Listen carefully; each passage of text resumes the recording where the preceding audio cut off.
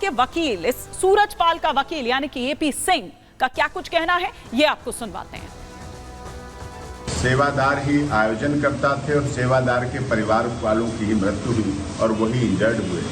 उसी में देव प्रकाश मधुकर जो आयोजन कर्ताओं में थे, उनका एफआईआर में नाम है, एफआईआर कटी है उनके खिलाफ। तो मैं उस बारे में ये बताना चाहता हूँ, देव प्रकाश मधुकर हो या अन्य जो भी मानव मंगल मिलन सद्भावना समागम के आयोजक मंडल के हैं, सभी लॉ अबाइडिंग हैं, कानून को मानने वाले हैं। और देव प्रकाश मधुकर का अभी इस घटना के बाद उनके परिवार वालों की मृत्यु हुई, कुछ इंजर्ड हुए हैं, उनके भी अंतिम संस्कार की प्रक्रिया हो रही है पूरी। वो स्वयं में हार्ट पेशेंट हैं, वो हॉस्पिटलाइज हैं, उनका हॉस्पिटल में इलाज चल रहा है।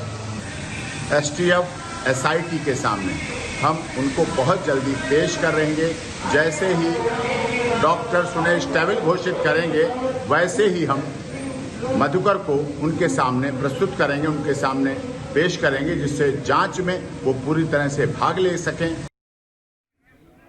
तो सुना आपने एपी सिंह का यहां पर क्या कुछ कहना है। लेकिन अब हाथरस कांड की अगर बात करें, इसकी गूंज की अगर बात करें, तो सुप्रीम कोर्ट तक वो सुनाई देती है। सुप्रीम कोर्ट में यह मामला चला गया है और भगदड़ को लेकर जिस तरह से सुप्रीम कोर्ट में जनहित याचिका है, वो दरअसल उसमें लगाई गई है और इस याचिका पर जल्द सुनवाई की मांग भी की गई है कि जल्द से जल्द इस मामले पर सुनवाई हो। रिटायर्ड जज की निगरानी में ही जांच की मांग की गई है और हादसे के गुनहगारों पर यह कार्रवाई की मांग की गई है। आयोजनों के लिए गाइडलाइंस की मांग की गई है कि अगर आगे भविष्य में इस तरह का कोई भी आयोजन हो तो उसके लिए बाकायदा जो गाइडलाइंस है, वो गाइडलाइंस उस तरह से बनाई जानी चाहिए। बाकायदा इस तरह का कानून बनना चाहिए कि उन पर एक्शन लिया जा सके अगर कभी आगे भविष्य में इस तरह की कोई भी घटना दोबारा घटित होती है तो।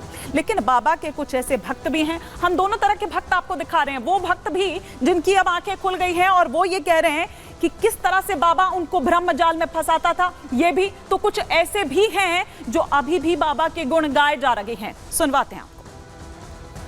ये मायके से ही जाने लग गई हैं। इनका शुरू से ही मेरे ख्याल से ब्रेन वॉश हुआ है और शादी के बाद भी ये जाने लगी और इनको रोकने के चक्कर में, और मेरे को एक बार इन्होंने मतलब उल्टा सीधा केस डलवा के उन्होंने मुझे जेल भी कराने की कोशिश करी, लेकिन मैंने भी इनको रोकने की कोशिश करी, लेकिन ये नहीं रुकी।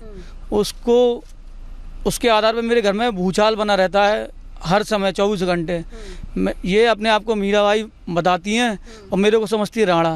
अच्छा। ये उनको भगवान का अवतार मानती हैं कि 10 सिर के मतलब जो नारायण परमात्मा साकार हरि हैं, नारायण साकार हरि यानी त्रेता युग के अपने जो श्री कृष्ण के स्वरूप है, मतलब स्वरूप है पूरा जो बड़े भगवान हैं सबसे, जो अर्जुन ने दर्शन दिए हैं, उनको रूप बताती है और कहती है मैं मीराबाई हूँ, उनकी भक्ति करूँगी, जा के भक्ति करूँगी। ऐसे चांस आए हैं कि मैं गरीब रिक्शा चालक हूँ और मैं रिक्शा चलाता हूँ पूरे दिन, 365 दिन मैं काम करता हूँ। लेकिन उससे पहले मैं नौकरी करता था किसी कंपनी में, नमकीन कंपनी में नौकरी करता था। मेरे घर में इतना कलेश रहता है इन भोले बाबा के चक्कर में कि मेरी नौकरी तक छूट गई। एक बार इनको जाते जाते मैंने इनको इतना मना किया कि अब ये आत्महत्या करने को मतलब उकसाती मेरे को, तुम मर जाओ जाके और हमें छोड़ दो, हमें कुछ खाना पीना मत दो, ये मत दो, जाओ घर जाओ। हमें उकसाती भी आत्महत्या करने के लिए, खुद भी आत्महत्या करने की धमकी देती है। तो बाबा की पोल खोलती हुई ये रिपोर्ट हम आपको दिखा रहे थे। हमारी सहयोगी सृष्टि पांडे जो उनसे बात कर रही थी वो बता रहे थे। लेकिन 72 घंटे से फरार कहां है इनका गुनहगार, ये सवाल ये पूछ रहे हैं कि 6 सेवादार गिरफ्तार किए जा चुके हैं, ठीक है, लेकिन सिर्फ सेवादारों की गिरफ्तारी से काम नहीं चलेगा और यही कारण है कि जगह जगह पर दबिश दी जा रही है, जगह जगह पर यह तलाशी अभियान जो है वो चल रहा है। और इस मैप के जरिए हम आपको यहां पर समझा रहे हैं कि उत्तर प्रदेश में कौन कौन से वो इलाके हैं, कौन कौन सी वो जगह हैं जहां पर बाबा की तलाशी के लिए यह अभियान चलाया गया है। आप देखिए, शुरू से अगर आप शुरू करें तो अलीगढ़, कासगंज, एटा, मैनपुरी, मथुरा, हाथरस, ये वो तमाम जगह है जहां जहां पर दबिश दे रही है पुलिस। ऐसी 8 टीम है जो लगी हुई है। तलाशी में कि कहां बाबा छिपा हो सकता है। फिरोजाबाद उसमें है, मथुरा उसमें है, इटावा उसमें है, आगरा में भी पुलिस की जो टीम है वो लगातार संपर्क बनाए हुए हैं कि आखिर ये बाबा कहां है। लेकिन सवाल तो ये है कि इतनी पुलिस की टीम भी क्यों नहीं बाबा तक पहुंच पा रही है। और बाबा अगर इतना भाग रहा है या बाबा अगर यहीं भी है जैसा कि एपी सिंह कह रहे हैं उनके वकील, तो बाबा है कहां? किसका हाथ है बाबा के सर पर? दिखाते हैं आपको ये रिपोर्ट।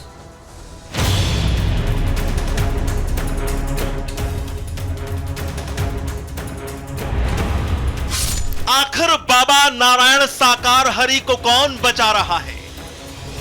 क्यों यूपी पुलिस की 8 टीमें अब तक बाबा तक नहीं पहुंच पाई हैं? क्या बाबा को सियासी शरण मिली हुई है?